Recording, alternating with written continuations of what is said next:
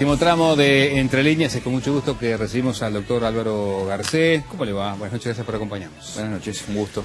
Bueno, ¿cómo lo lleva esta nueva empresa de asesor de un candidato presidencial? Una experiencia nueva y, por cierto, bien interesante. Hemos tenido la posibilidad de recorrer ya 16 departamentos. Está cansado, supongo, entonces.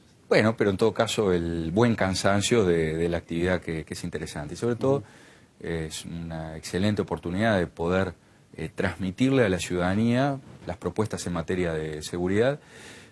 Cuando uno recorre no solamente habla, también escucha, y es una excelente ocasión como para entender exactamente cuáles son las necesidades en cada punto del país. Porque uno, si se representa el mapa del Uruguay, tiene zonas con sus características desde el punto de vista social, demográfico, económico, pero también desde el punto de vista de lo que es el delito y la criminalidad. Y eso después se refleja claramente en las inquietudes de la gente. Bien, ¿y extraña la tarea de comisionado? No, fue una preciosa etapa de la cual conservo desde ya el mejor de los recuerdos, el agradecimiento a todos los legisladores de los diferentes partidos, fueron mis compañeros de trabajo, pero esa es una etapa que ya ha quedado cerrada. Desde luego, ¿no? Hablar de la seguridad no implica salir completamente del tema de lo penitenciario y la privación de libertad, lo que incluye naturalmente a los menores. Porque tanto los menores, la cuestión de la delincuencia juvenil, como la gestión penitenciaria remite fuertemente a la seguridad pública. Bien, a propósito, y cierro su pasaje por el comisionado, vio que cuando se trató a nivel de la Asamblea su renuncia, hubo algunos legisladores que ciertamente manifestaron en algunos casos su decepción personal, como Iván Posada, Luciano Polanski, que dijo que usted lo había dejado colgado de un pincel. ¿Cómo tomó esos comentarios? Los legisladores tienen todo el derecho a expresar la crítica. Quien está en la actividad pública está, por lo tanto, expuesto a las valoraciones. Yo solamente quiero remarcar que fue una decisión que tuvo que ver con el mantenimiento de un trabajo, la preservación de un trabajo que se hizo en forma totalmente independiente durante 10 años. Y cuando decidí aceptar la invitación que me hizo el doctor Lacalle Pou, sabía que eso era absolutamente incompatible con el mantenimiento de una posición que tiene que ser técnica, neutral, absolutamente imparcial, como lo fue desde el primer día hasta el último. Y sobre todo, no era cuestión de en un mes, en una semana, en el tiempo que fuere, echar por la borda todo eso, ese trabajo que se construyó en base a la independencia. Independencia que naturalmente no excluía la preferencia partidaria que yo he mantenido invariablemente desde 1989, que fue la primera vez que voté. Doctor, el Partido Nacional habla, entre otras cosas, a propósito de seguridad, de profesionalizar la policía, de inversión en infraestructura, tecnología. Ahora, hay quienes dicen, bueno, pero pucha, ¿y eso no es lo que de alguna manera ha venido haciendo el actual Ministerio del Interior, con cambio de armas para los policías, con PC en los patrulleros, con las tobilleras, con los drones, con las cámaras? Bueno, son procesos que han comenzado, pero, a ver, por ejemplo, tomemos el de las tobilleras, para manejarnos con uno. En Uruguay se denuncian más de 26.000 delitos de violencia doméstica por año. Los casos en que se han aplicado esas tobilleras, en fin, los medios electrónicos de seguimiento, que son medios de prevención, pero también pueden ser medios de respuesta, ¿no?, frente a una agresión, no pasan de 70 o 80, no pasan los 100. Es una cuestión de cantidad, por un lado, y también de velocidad en la incorporación. No desconocemos ninguno de los procesos de incorporación de la tecnología. Las cámaras, por ejemplo, las cámaras constituyen un recurso que, sin duda, contribuyen a la prevención del delito. Al mismo tiempo que se instalan las cámaras, hay que prever muy bien los efectos que genera en el mapa del delito, es decir, el corrimiento, el desplazamiento, que no solo es hacia otros barrios, hacia la zona, por ejemplo, periférica en la zona metropolitana, sino que a veces las consecuencias se pueden apreciar a 150, 180 kilómetros. Estamos viendo cómo el delito en el interior va variando conforme se operan cambios en Montevideo, lo cual hace pensar en la necesidad de coordinar mejor las jefaturas de policía, equiparlas de una manera tal que les dé la posibilidad de enfrentar un delito que es cada vez más organizado y más violento, y que tiene que ver con esos procesos también. Es decir, yo creo que hay 4 puntos en los que los partidos están de acuerdo. De una forma o de otra, los partidos han coincidido en la necesidad de capacitar y profesionalizar a la policía. No hay quien se oponga a eso. Claro, no hay quien se oponga, no hay quien se oponga a la inversión en infraestructura, en tecnología, y no hay quien se oponga a la rehabilitación de quienes están privados de libertad. La cuestión es cómo se integra eso dentro de toda una línea general de gestión de la seguridad pública.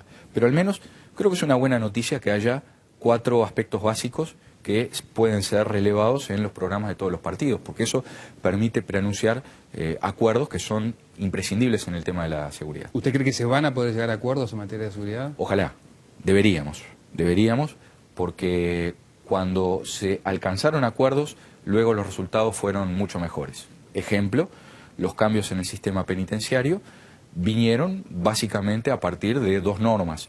Una ley de emergencia de julio de 2010, una ley que fue votada la semana después del incendio y las muertes en Rocha. Allí se tomaron medidas importantes. Ahí hubo un refuerzo de 15 millones de dólares para la aplicación a obras, sin esperar a enero de 2011, era la fecha de vigencia del presupuesto, pero también se crearon los famosos 1.500 cargos de operadores penitenciarios para el sistema carcelario. Y eso fueron las 2 líneas que después permitieron los cambios. Por ende, es ahora el momento de alcanzar acuerdos sustanciales para los menores. Hay que sacar el sistema penal adolescente de la órbita del INAU, hay que cumplir con eso que está pendiente.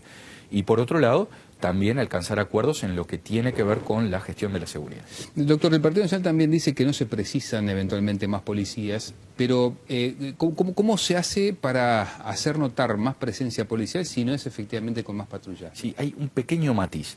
El Partido Nacional no es exactamente que dice no a los ingresos, porque existe un margen razonable como para fortalecer el subescalafón ejecutivo, es decir, el policía que trabaja de policía.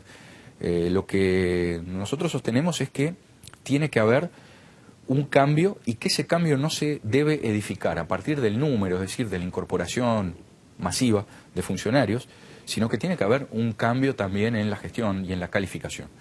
Y para obtener ese cambio en la calificación se requiere no solo la formación continua y el entrenamiento del personal existente, sino también la incorporación de la gente lo más calificada posible.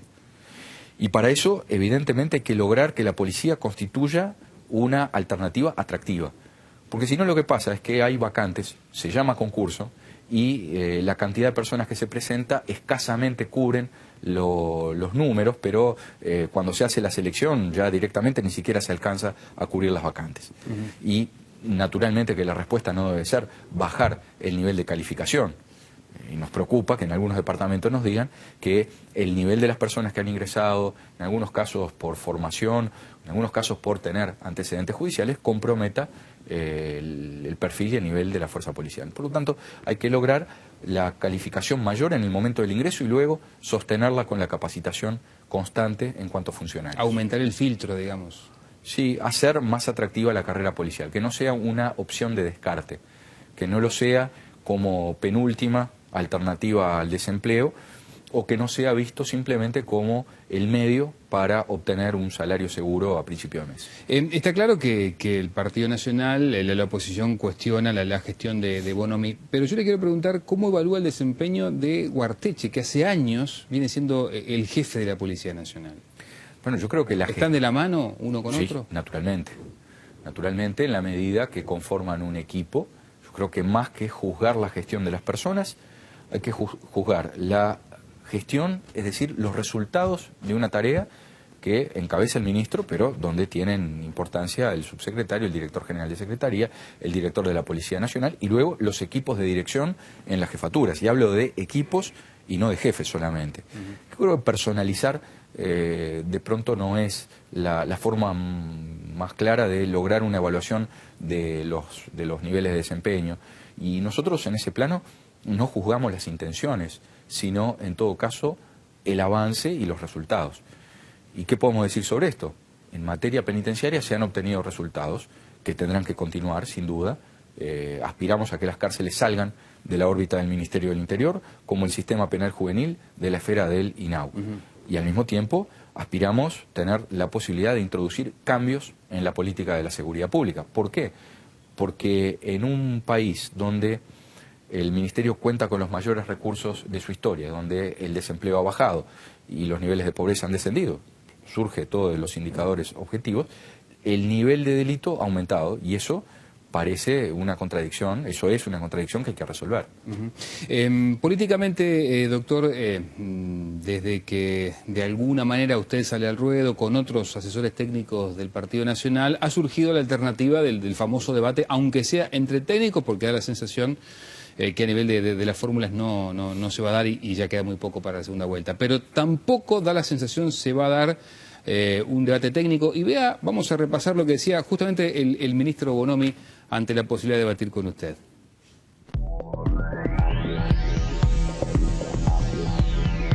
Con Garcés, nosotros trabajamos 4 años y medio, él como comisionado parlamentario y yo como ministro del Interior, encargado de las cárceles, y no hemos tenido un solo debate, hemos tenido acuerdos. Entonces, ponernos ahora frente a frente, para estando frente a frente, aparezcan las diferencias, cuando no han aparecido ante la prensa, en los debates públicos, no las hay, no voy a forzar un debate que no vale la pena.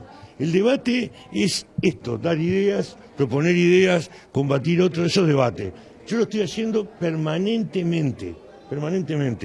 Con Garcés no he tenido un solo cambio de palabras.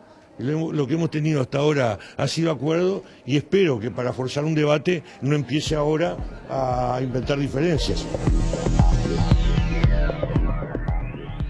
¿Existen o no existen diferencias con Bonomi? El ministro tiene naturalmente todo el derecho de elegir si debate o no, con quién y de qué manera. Con respecto a los acuerdos y las diferencias, ratifico que hemos tenido con el ministro un relacionamiento respetuoso como corresponde a contrapartes institucionales. No siempre hemos estado de acuerdo, pero sí hemos tenido algunas áreas de coincidencia. Por ejemplo, comienzo por la coincidencia, nosotros recomendamos la transferencia, la salida de las cárceles de la órbita del Ministerio del Interior. La primera recomendación en 2005. Eso está pendiente, pero requería un paso previo, que era la conformación de una estructura nacional, un Instituto Nacional de Rehabilitación.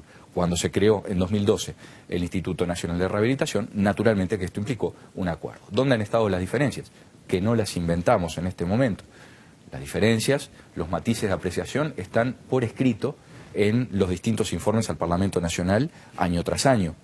En esos informes hay 2 columnas, una columna de buenas prácticas y una de áreas críticas. Cuando se señalan 10 buenas prácticas y 10 áreas críticas, como en el último informe, es que hay algunas cosas que consideramos que se estaban haciendo bien y otras que no. Y esto es previo a esta etapa que hemos comenzado recientemente. Por lo tanto, yo creo que el argumento del acuerdo al 100% no sería de recibo. Puedo marcar, por ejemplo, la cuestión de la reincidencia. El Ministerio sostiene que la reincidencia es del 52%. Nosotros, por escrito al Parlamento, hemos informado de una reincidencia mayor al 60%. No es dramático, pero en todo caso habla de diferentes lecturas sobre la realidad. ¿Y le sorprendió la salida pública de Bonomi con estas características? No. El ministro tiene derecho a declarar y a plantear las cosas del modo que le parezca. Sobre eso no tengo nada que decir. ¿Y usted cree como él que están pasando cosas raras después del 26? No, francamente no. E incluso cuando en su momento se había planteado antes del 26 que podría haber una posibilidad de que se estuvieran ingresando armas y que esto tuviera una eventual proyección de desestabilización, nosotros dijimos, lo repito, lo remarco en esta ocasión, que el hecho objetivo del ingreso de las armas estaba, sobre eso no había ninguna discusión, habría que ver por qué ingresaron las armas, pero de allí a suponer que había una acción desestabilizadora, hay un abismo, y además, para afirmar, en el caso de la aparición de las armas en el CONCAR, que había una intencionalidad, habría que tener prueba y naturalmente que comunicarlo inmediatamente a la justicia. Doctor, gracias por acompañarnos. Encantado. Amigos, bueno, como siempre, con mucho gusto, los invitamos al próximo lunes, porque hasta aquí llegamos por el día de hoy. El lunes, con mucho gusto, a las 21:30, aquí en el 20. Que pasen muy bien, Chau, chau.